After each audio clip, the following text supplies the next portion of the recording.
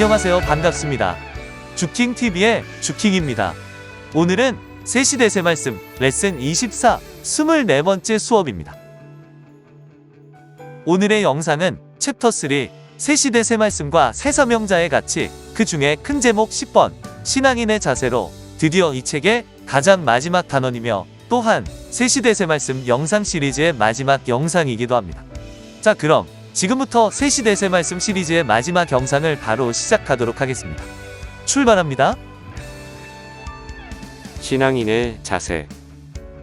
귀한 것의 가치를 알고 귀하게 대하는 대로 운명이 좌우된다. 귀한 자를 앞에 두고도 귀한 것을 모르고 천하게 대하면 자기 운명 또한 천하게 된다.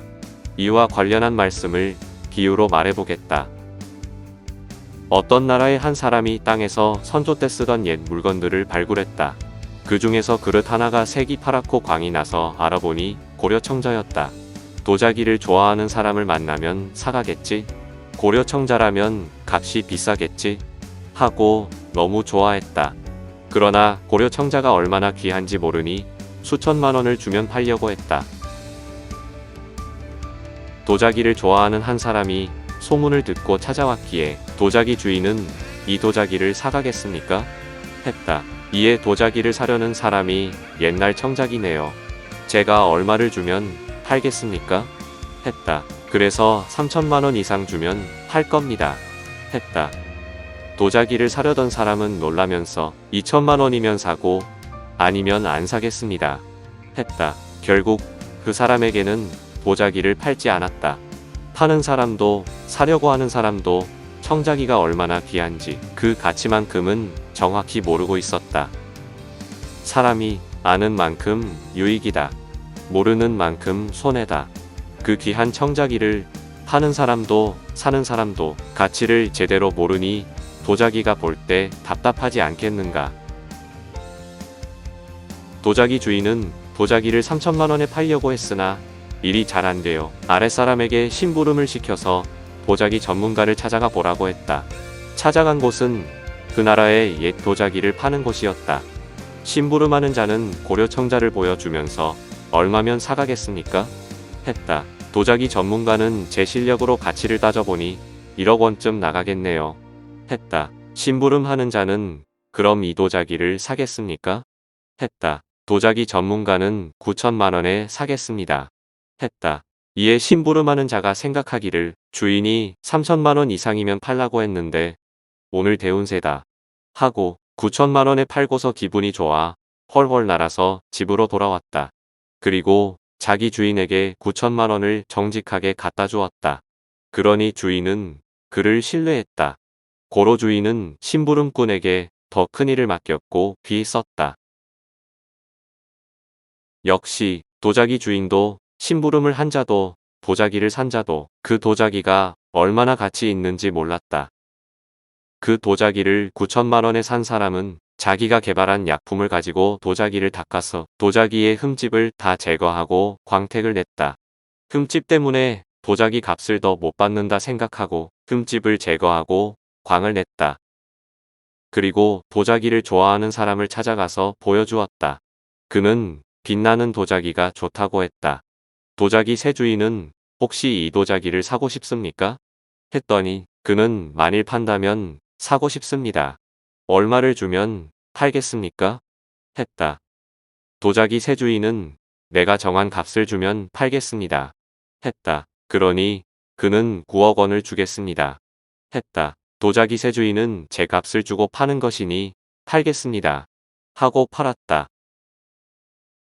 도자기를 판 사람은 생각지도 않은 높은 값을 받아서 날아갈 듯 기뻤다. 9억 원을 각각 9개의 상자에 넣고 돈이 든 상자를 방에 놓고 기절할 듯 좋아했다. 도자기를 비싸게 주고 샀으니 그냥 놔둘 수 없어서 그 도자기 때문에 박물관을 지었다. 그리고 9억 원을 준 만큼 좋아하면서 봐야 된다고 하며 매일 보았다. 식구들은 그를 보고 도자기에 미쳤다고 하면서 비웃었고 그것을 9억 원이나 줬나며 비아냥댔다. 그러다가 다른 사람도 이같이 비싸고 귀한 도자기를 가지고 있는지 알아보았다. 자기가 가진 것과 똑같은 도자기는 세상에 없었다. 그래서 국가에 알아보니 6번째 되는 정도의 국보였다. 값이 얼마나 되느냐고 물으니 90억 원 정도의 값이 나간다고 했다. 그동안 도자기를 사고 판 사람들은 그 도자기가 귀하다는 것은 알았으나 얼마나 귀한지 제대로 모르고 사고 팔았던 것이다. 결국 맨 마지막에 도자기를 산 사람이 최고가를 주고 사서 끝까지 그 도자기를 가지고 있으면서 알아봤기에 도자기 본래의 가치를 알게 된 것이다. 도자기 가치를 제대로 알면 누가 도자기를 헐값에 팔겠는가. 도자기가 얼마나 귀한지 몰랐기에 헐값에 팔아놓고 잘 팔았다. 유익이다 하며 좋아했던 것이다. 유대 종교인들은 예수님이 메시아인 것을 모르고 저주하며 십자가에 팔았다. 하지만 아는 자들은 팔지 않고 자기가 취했다. 사람이 아는 만큼 유익이다. 모르는 만큼 손해다. 밭에 숨겨진 보화를 자기 것으로 삼으려면 값을 달라는 대로 주고 밭을 사야 된다. 보화를 얻기 위해서는 자기 소유를 다 팔아서라도 보화가 숨겨진 밭을 사야 된다.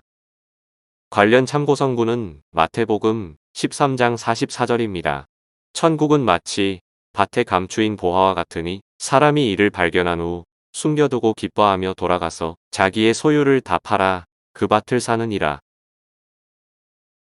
이와 같이 삼위일체가 시대 보낸 사명자도 새 시대 새 말씀도 얼마나 귀한지 깨닫고 알아야 팔지 않고 믿고 따르고 행하여 엄청난 유익을 얻게 된다.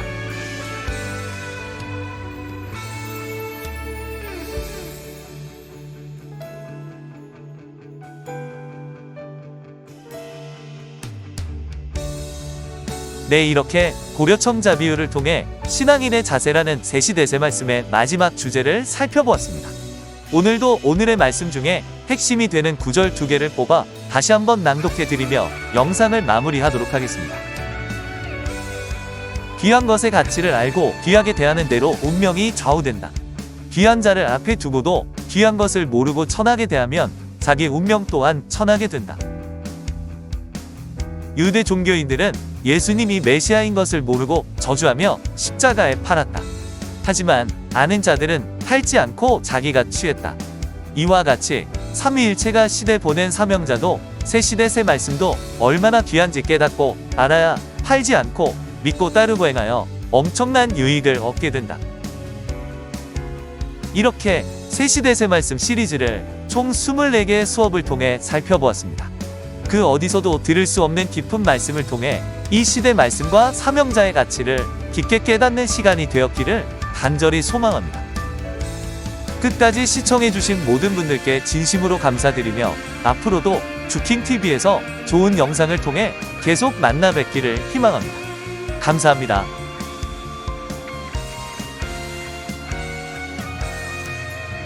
새 시대 새 말씀 The new word of the new times.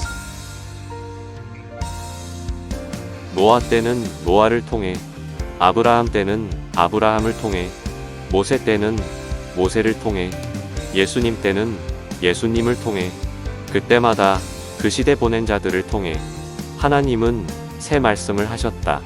이것은 천륜의 법칙이다.